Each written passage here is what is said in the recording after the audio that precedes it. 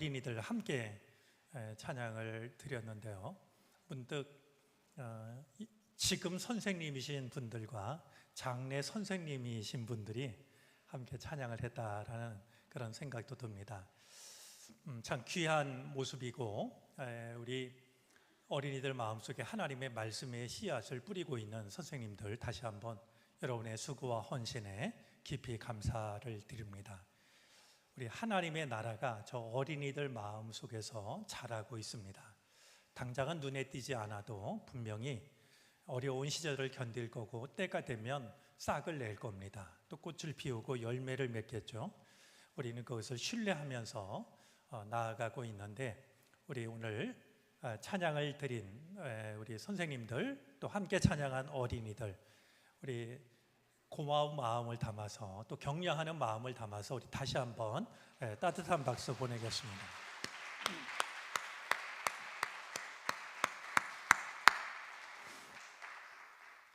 누군가는 그런 말을 했습니다. 교육이라고 하는 것은 배우고 가르친 것이 기억에서 다 사라져도 여전히 남아있는 것. 아마 여러분들이 가르친 것, 선생님 마음속에서도 사라지게 될 터이고요. 어린이들도 자라면서 여러분들한테 배웠던 그 어떤 것이 다 기억에 남진 않을 겁니다. 그러나 교육이라고 하는 것은 내가 가르쳤던 것, 배웠던 것, 그것이 다 사라져도 여전히 마음에 남아있는 것, 그것이 교육이라고 했던 말은 굉장히 의미 있는 말이라고 생각이 듭니다. 낙심하지 않고 씨를 뿌리면 반드시 거둘 때가 있으리라 여겨집니다. 제가 아는 분이 책을 보내주셔서 틈틈이 책을 읽고 있는데요. 지난번에 12제자 이야기 우리 특별 새벽기도 하면서 제가 이진경 교수 이름을 소개하고 책을 소개했는데, 마침 지인이 제 마음을 이렇게 알아차렸다는 듯이 전혀 상관없는 분이신데 책을 선물로 보내준 것이 또 이진경 교수 책이었습니다. 제가 제목이 좀 특이해서 눈여겨봤는데요. 한 글의 제목이 재난을 만나야 할 때는 재난을 만나는 것이 좋다, 죽어야 할 때는 죽는 것이 좋다, 이런 제목이었습니다. 이게 무슨 글일까 봤더니 다음과 같은 내용이었습니다. 일본의 유명한 선승이 있는데요, 스가와라 치호라는 선사입니다. 그가 젊은 아내와 어린 아기를 남기고 일찍 남편이 그 세상을 떠난 그 집을 이제 방문을 했는데요, 위로차 방문을 했죠. 그랬더니 이제 스님이 오셨다고 그 집에서, 우리로 말하면 신방을 간 거겠죠. 정성껏 이제 스님을 위해서 식사를 준비하는데요, 이 부인이 아주 심한 감기가 걸렸던지 밥을 짓는데 그냥 계속해서 콧물이 떨어지더라는 거예요. 근데 또 이제 어린 이 아기가 말이죠, 이제 혼자서 그냥 노는데 이 오줌도 가리지 못하고 그냥 오줌 싸고 또 막 흙먼지 묻히고 이제 그런 손으로 갖고 놀던 주걱으로 밥을 푸더라는 거죠. 이 스님이 그 모습을 다 봤기 때문에 그렇게 차려진 밥상을 보면서 비위가 이제 약한 이 스님이 내가 오늘 배가 너무 아파서 밥을 못 먹겠다, 그리고선 이제 그냥 왔다는 겁니다. 마음에 걸려서 그랬을까요? 일주일 후에 다시 갔더니 이제 부인의 감기도 다 나았고 이제 엄마 손이 가니까 그랬는지 아기도 말끔한 차림으로 말이죠, 이 스님을 맞았어요. 이제 이 부인이 그 감주를 이제 이렇게 내왔는데, 스님이 지난번에 미안하기도 했고 그래서 감주를 맛있게 이제 한 잔, 두 잔 마셨답니다. 맛있게 마시는 모습을 보고서 그 아기 엄마가 스님께 그렇게 얘기를 했다는 거예요. 지난번에 오셔서 밥을 드시지 않아서 남은 밥으로 감주를 이렇게 담갔는데 맛있게 드시니까 얼마나 좋은지 모르겠다고 말이죠. 이제 그 이야기를 듣고 이 선사가 큰 깨달음을 얻었다는 겁니다. 그러니까 재난을 만나야 할 때는 재난을 만나는 것이 좋고 죽어야 할 때는 죽는 것이 좋다. 제가 이 글을 대하면서 우리 금요 기도회의 의미도 어쩌면 이런 게 아닐까? 우리가 살아가면서 내게 찾아온 일을 우리는 다 이해하지 못하고 또 그것을 받아들이기가 어려울 때가 있습니다. 그런데 금요 기도회는요, 주님 앞에 나와서 왜 그 일이 나에게 주어졌는지, 그 일의 의미가 무엇인지를 주님 앞에서 돌아보고 깨닫는 시간이 아닐까. 그래서 나 혼자 생각할 때는 그 일이 왜 나를 찾아왔는지 이해를 하지 못하고 너무 힘들고 때로는 원망하기도 하고 때로는 낙심하기도 했지만, 주님 앞에서 내 삶을 돌아보면서 그 일은 이런 의미가 있는 거구나, 이것을 생각하게 되는 것이 금요 기도회가 갖는 의미가 아닐까 하는 생각을 해보게 됩니다. 일주일 전에 안 먹었다고 그냥 지나간 게 아니라 일주일 뒤에 맛있는 감주로 이제 돌아왔던 것처럼 반드시 일어날 일들은 우리에게 일어나는 법인데, 다만 그것을 어떻게 이해하느냐, 언제 깨닫느냐라고 하는 것이 중요한 일이라고 생각이 되는데, 우리 금요일 주님 앞에 나올 때마다 다른 곳에서는 이해할 수 없었던 내 삶의 많은 경우들, 일들, 그것을 주님의 그 뜻 안에서 이해하고 받아들일 수 있는 그런 시간이 되어졌으면 좋겠습니다. 자, 오늘 나눌 말씀은 이제 출애굽기를 이제 금요 기도의 시간으로서는 출애굽기를 마감하는 말씀이 되는데요. 모세의 탄원에 관한 말씀입니다. 여러분들, 저는 그 신학을 공부하고 목회의 길을 걷지만 여전히 목사인 제게도 성경을 읽다 보면 잘 이해가 되지 않는 말씀들이 있습니다. 제가 고등학교 때 교회 학교 선생님이 저희들에게 들려준 얘기 중에 제가 너무 궁금하고 이해가 안 되는 그 이야기가 있었는데요. 그 선생님께서 뭐라고 그러셨냐면, 당신은 성경에 나오는 모든 게 다 이해가 되는데 두 가지가 이해가 안 된대요. 하나는 홍해가 갈라진 거고 다른 하나는 오병이어의 기적이라는 거예요. 근데 저는 그 선생님 말씀이 이해가 안 됐어요. 아니, 그 두 가지가 이해가 안 되면 이해 안 될 게 너무나 많고, 다른 게 이해가 되면 아니 그걸 이해 못하나? 어린 마음에 그런 생각이 들었기 때문인데요. 제가 성경을 읽으면서 여전히 제게 잘 이해가 안 되는 대목은 놀라운 기적에 관한 말씀이 아닙니다.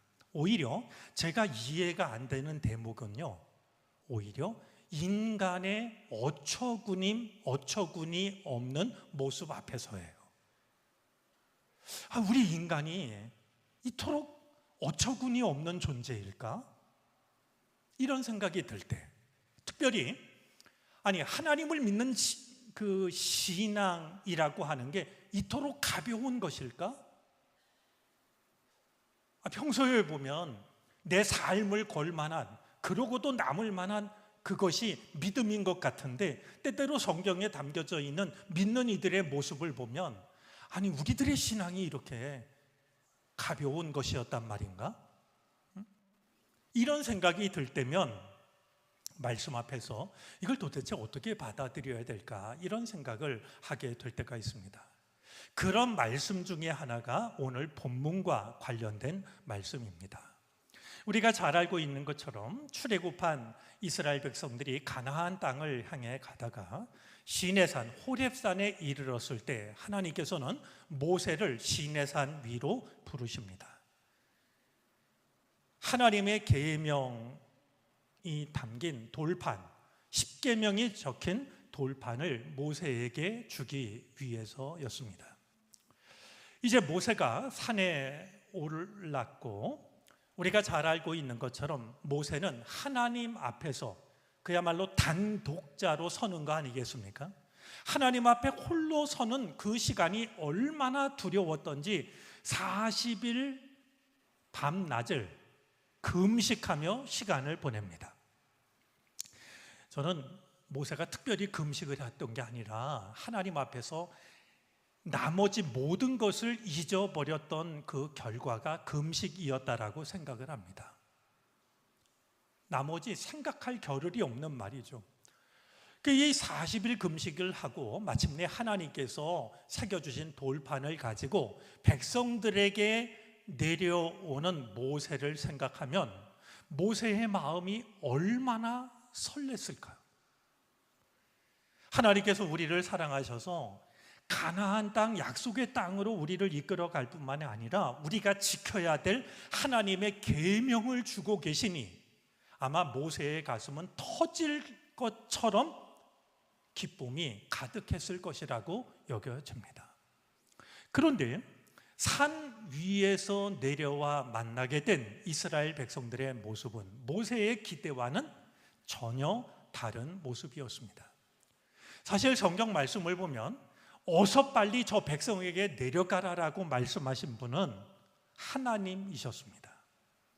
하나님께서 산 아래 이스라엘 백성들이 행하고 있는 모습을 보니까요, 이건 이해도 안 되고 받아들일 수도 없는 모습이었습니다. 하나님께서 이제 그 모세에게 말씀하신 것을 보면요, 내 백성이 나를 속히 떠나 그랬는데요, 새번역 성경은 내 백성이 나를 이렇게 빨리 벗어나서 이렇게 번역을 했고, 공동 번역 성경에서는 내 백성이 나를 저다지도 빨리 벗어나 이렇게 번역을 합니다. 그러니까 하나님이 보실 때는 하나님의 백성들이 하나님을 너무나도 빨리, 너무나도 가볍게, 너무나도 빠르게 벗어나서 하나님 대신에 우상을 섬기고 있었던 것이었습니다. 이제 마음에 걸리는 대목 중에 하나가요, 그들이 금송아지를 만들어 놓고 금송아지를 우리들의 하나님이라 하면서 그 금송아지를 섬기는데요, 성경 말씀대로 하면 그들은 금송아지 앞에서 지금 우리들처럼 점잖게 앉아서 노래를 부르고 두 손을 모으고 기도했던 게 아닙니다. 그들은 적극적으로 금송아지를 섬기는데요, 6절 말씀에 보면 흥청거리며 뛰놀았습니다.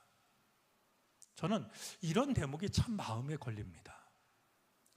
그냥 우리가 이래도 되나?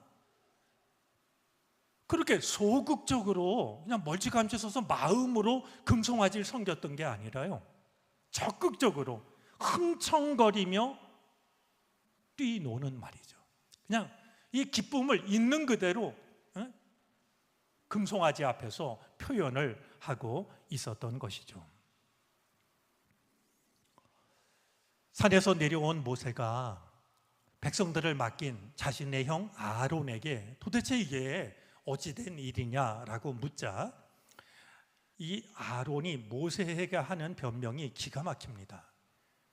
백성들이 금부치를 가지고 와서 내가 그걸 불 속에 집어넣었더니 송아지가 걸어 나왔다는 겁니다.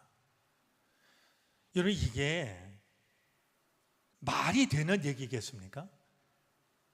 백성들이 금부치를 가지고 와서 금부치를 불 속에 집어 던졌더니 불 속에서 송아지가 걸어 나왔다는 거예요. 여러분, 우리가 하나님 앞에서 대는 변명이 늘상 이런 거라고 여겨집니다. 말은 되지만 말이 안 되는 말이죠. 뭐라고 말은 하지만 도무지 말이 되지 않는 이런 걸 늘어놓는 게 우리들이 하는 변명 아니겠어요? 근데 성경을 보면은요, 새번역 성경을 보면 피할 수 없는 단어 하나가 나옵니다. 거푸집이라는 단어입니다. 여러분, 거푸집이라는 단어는 그동안 어떤 일이 있었는지를 명확하게 보여줍니다. 거푸집은 백성들이 원하는 모양을 미리 정교하게 만들었던 겁니다. 자신들이 원하는 것이 무엇인지를 그들은 알고 있었고, 그것을 정확히 먼저 만들어 놓고서는, 그리고 금을 녹여 거기에 부어서 송아지를 만들어 놓고서는 금을 불 속에 넣었더니 송아지가 되어 걸어 나왔다. 이렇게 변명을 하고 있었던 것이죠. 자, 이제 하나님께서 모세에게 말씀하십니다. 나를 말리지 마라. 내가 진노를 내려 저들을 모조리 쓸어 버리겠다. 하나님께서 도저히 이 백성들의 모습을 참을 수가 없어서 모세야, 나 말리지 마. 내가 저 백성 그냥 둘 수가 없어. 저 백성을 내가 다 쓸어 버리겠다. 이렇게 이제 말씀을 하십니다. 자, 오늘 성경 말씀은 이 하나님과 모세가 나누는 대화를 담고 있는데요. 이 하나님과 모세의 대화를 보면 아니 이게 뭔가 입장이 바뀐 것 같아요. 아무리 봐도 생각을 해봐도 하나님과 모세의 입장이 바뀐 것 같아요. 그런 생각을 하는 건요, 여러분 이 모습을 봤을 때 모세는 괜찮았을까요?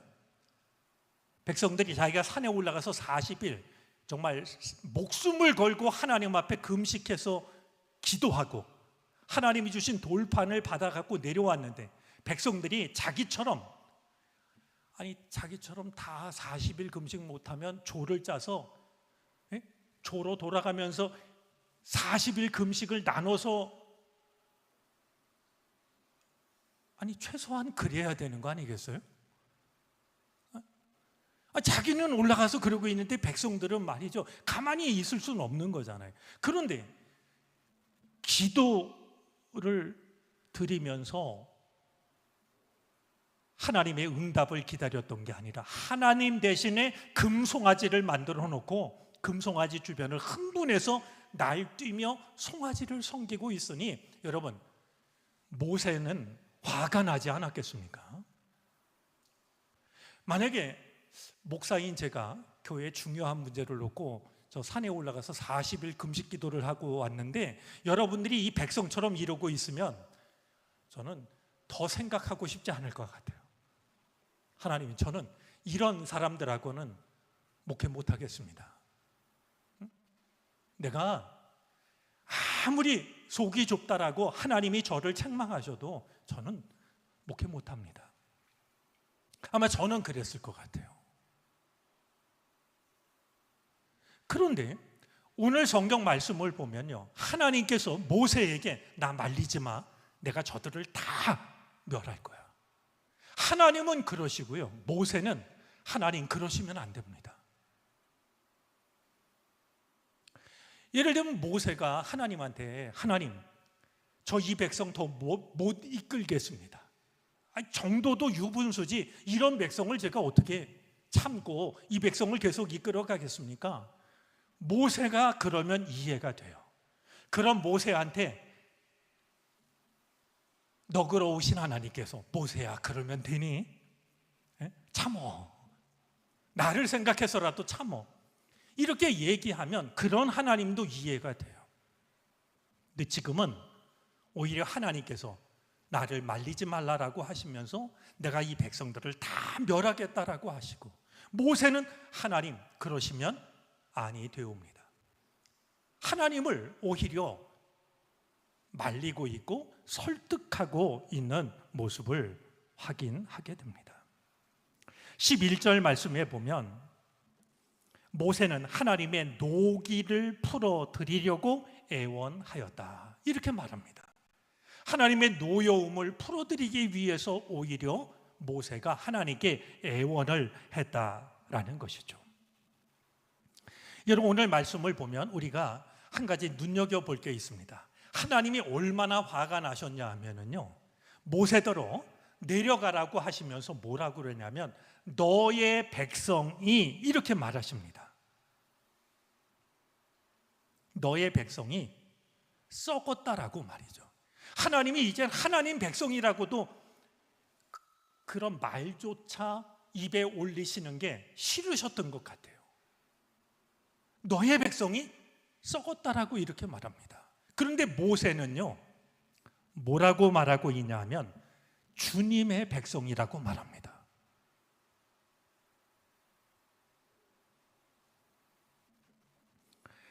그러면서 이 모세는요, 이 백성이 다 썩었기 때문에 내가 이 백성을 전부 멸하고 내가 너를 통해서 새로운 큰 민족을, 큰 나라를 이루겠다라고 말씀하시는데요, 모세는 거꾸로 하나님한테 뭐라고 말하냐면 이 백성은 내 백성이 아니라 하나님 백성이라고 하면서 모세는 하나님께 마치 하나님이 뭔가를 잊어버리신 것을 기억나게 하려는 듯이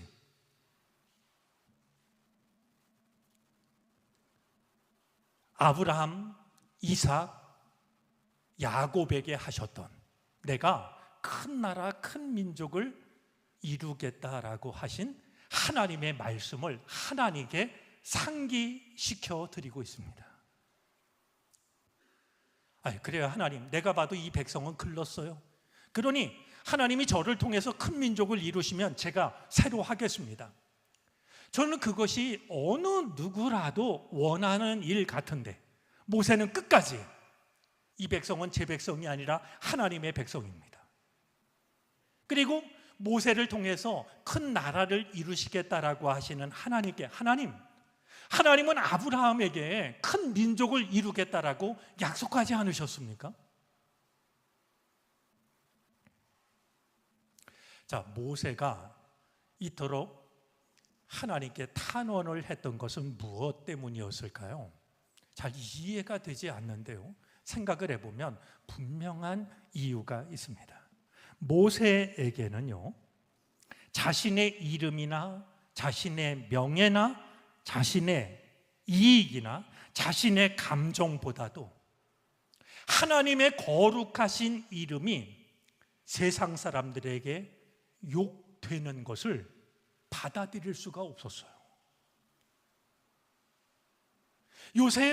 모세의 마음대로라면 하나님이 하시고자 했던 그 일을 모세가 하고 싶었어요. 얼마든지 백성 망하기를 바라고 새로 시작하기를 원하고, 그런데 오히려 하나님께서는 그러시겠다라고 하심에도 불구하고 모세가 하나님께 애원을 하고 탄원을 하면서 하나님을 말리고 있는 것은 그 일을 통해서 하나님의 이름이, 하나님의 거룩하신 이름이 하나님을 믿지 않는 이들에 의해서 욕되게 될까 봐. 내 감정보다도 내 명예보다도 모세에게는 그것이 더 중요했던 것이었어요.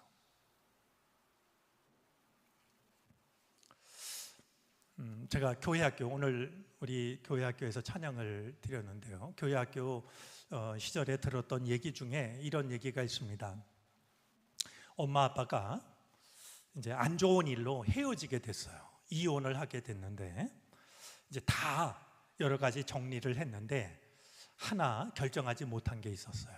어린 아들이 하나 있는데 엄마는 엄마대로 이 아들을 내가 키우겠다 했고 아빠는 아빠대로 양육권을 줄 수 없다. 그래가지고 다른 건 다 조정이 됐는데 이 어린 아들을 누가 키울지 마지막 이제 결정해야 될 일이 남게 되었어요. 판사 앞에 세 사람이 가게 됐는데요, 이 판사가 어린 아들을 불러내서 상황을 설명하는 거예요. 얘야, 엄마 아빠가 헤어지게 됐는데 너는 이제 엄마든 아빠든 둘 중에 한 사람과만 살아야 돼. 그러니 내가 누구랑 사는 게 좋을지 내가 선택을 하렴. 엄마 아빠는 나름대로 저 아들이 나를 선택할 것이라는 자신감을 가지고 이제 판사가 부르니까 아들 양 옆으로 나왔어요. 이제 이 어린 아들이 엄마를 선택할 건지 아빠를 선택한 거지 이제 그 선택이 남았는데요, 판사의 설명을 다 들은 이 아들이 손을 내밀어서 오른쪽에 있는 아빠 손을 잡아요. 그러니까 아빠가 당연하다는지, 그래 나는 내가 나를 택할 줄 알았지. 좋아하는 순간 이 어린 아들이 엄마 손을 함께 붙잡아요. 그러면서 와락 울음을 터뜨리면서 엄마 아빠, 나는 엄마 아빠랑 다 함께 살고 싶어요. 그 일로 인해서 엄마 아빠가 마음을 고쳐먹고 다시 그 아들과 함께 가정을 지키기로 했다라는 이야기였어요. 여러분, 모세가 서 있는 자리는 바로 그 자리였습니다. 모세로서는 정말 자신의 감정대로 하자면, 자신의 마음대로 하자면 하나님께서 제안하는 것 이상을 선택하고 싶은 마음이 컸을 거예요. 그런데 그렇게 하면 하나님의 이름이 욕되게 될까 봐 모세는 받아들이기 힘든 일이었지만 오히려 하나님께서 그렇게 하시면 안 된다라고 하나님께 매달렸고 하나님의 뜻을 바꾸시도록 하나님께 탄원하는 길을 선택하고 있는 것을 보게 됩니다. 우리는 출애굽기에 나오는 또 다른 말씀을 통해서 하나님이 이런 내 마음을 받아주시지 않으시려거든 차라리 제 이름을 생명책에서 지워달라고 할 만큼 하나님께 매달리고 있는 모습을 확인하게 됩니다. 우리가 기억했으면 좋겠다 여겨지는 것이 있습니다. 이제 우리 또한 모세처럼 탄원하는 그 자리가 우리의 기도의 자리일지도 모릅니다. 내가 원하는 것 달라고 하고 내 감정대로 이루어지기를 원하는 것이 아니라 과연 어떻게 하는 것이 하나님의 뜻이 보존되는 것일까? 어떻게 하는 것이 하나님의 거룩하신 이름이 거룩함으로 지켜지는 것일까? 비록 내가 받아들이기에는 힘들고 어려운 일이 있다 할지라도 하나님의 뜻이 무엇인지를 구하고 내 생각, 내가 원하는 그것이 아니라 하나님의 뜻이 이루어지기를 구하는 바로 그 자리가 모세가 섰던 자리였고 우리가 서야 할 기도의 자리 아닐까 하는 생각을 해보게 됩니다. 우리가 선 기도의 자리가 내가 원하는 것, 나의 감정, 나의 이익, 나의 명예 그것을 구하는 자리가 아니라 나를 힘들게 하는 것이 또 포기하고 싶은 일들이 많이 있다 할지라도 끝내 우리가 하나님의 거룩하신 이름을 구할 수 있는 그것이 우리가 선 믿음의 자리가 될 수 있기를 바라고 그 자리를 지킴으로 마침내 나를 힘들게 했던 모든 일들을 믿음으로 이겨내고 나의 삶 속에 하나님의 뜻이 임할 수 있게 되기를 바랍니다. 기도하겠습니다.